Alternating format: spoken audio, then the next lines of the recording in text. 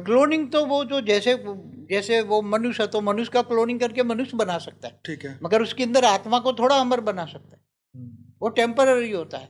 पर बाबूजी आजकल कह रहे हैं ना कि नसें डुप्लीकेट बना के डाल रहे हैं, लीवर बना के डाल रहे हैं। वो स्थूल चेंज कर सकता है शरीर के अंदर, जो 5 तत्वों का शरीर है ना, वो तो यही चाहते हैं ना कि यही शरीर अमीर बन जाए, या थोड़ा वो जैसे तो राक्षस वृत्ति है। 70-80 साल चलता है तो राक्षसों 200 ने साल। हजारों साल तपस्या करके ब्रह्मा से वरदान मांगा, महादेव से वरदान मांगा, तो भी उसको ये वरदान नहीं मिला। तो ज्ञानी आत्मा इसका मतलब भौतिक विज्ञान कभी भी अमर नहीं बना सकता। भौतिक विज्ञान कभी भी कितना भी कर ले, सारी शरीर को बदल दे, शरीर के सारे खून को बदल दे, बार बार बदल दे, हर महीने बदल दे, हर महीने हजारों डॉलर खर्च कर दे, तो भी कभी अमर नहीं बन सकता। ये मृत्यु लोक है, और 5 तत्वों का शरीर मृत्यु लोक का है। क्या क्वांटम फिजिक्स आत्मा की अमरता को सिद्ध कर सकता है? क्वांटम माने सूक्ष्म होता है, सूक्ष्म। तो सूक्ष्म शरीर में तो ये ऊपर जाते हैं ना, गांधर्व लोक, यक्ष लोक, किन्नर लोक, तो वो अमर जैसा ही हो जाता है। अमर नहीं होता, ब्रह्मांड जब तक चलेगा तब तक, मतलब ब्रह्मा की मतलब ये, हाँ, ब्रह्मा के 100 साल तक तो वो जिएंगे, वो अमर है।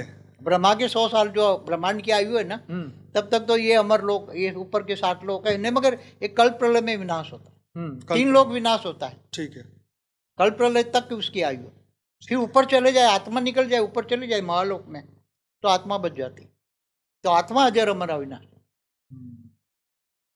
अब जो ये जो सेक्शन आ रहा है क्वेश्चन का, वो है सूक्ष्म जगत, अन्य ग्रह और अमरता के ऊपर बात होगी। इसमें पहला क्वेश्चन आता है, क्या अन्य ग्रहों पर अमर जीव रहते हैं?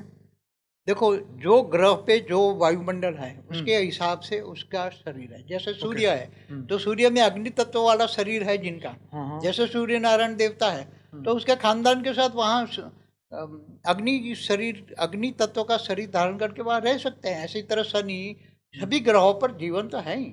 ओके, ठीक है। क्या सूक्ष्म जगत में आत्माएं बिना शरीर के अमर रूप में होती हैं? सूक्ष्म शरीर की आत्मा है, सूक्ष्म जगत में आत्मा है जो सब्टल वर्ल्ड में, जैसे सूक्ष्म शरीर में अनेक प्रकार की आत्मा है, ठीक है, जैसे भूत प्रेत पिशाच, वो भी क्वेश्चन है आगे। हाँ, तो ये सभी आत्माएं, सूक्ष्म जगत की आत्माएं अमर नहीं बन सकती।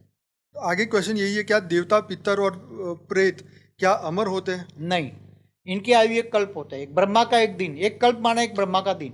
अच्छा अच्छा अच्छा अच्छा।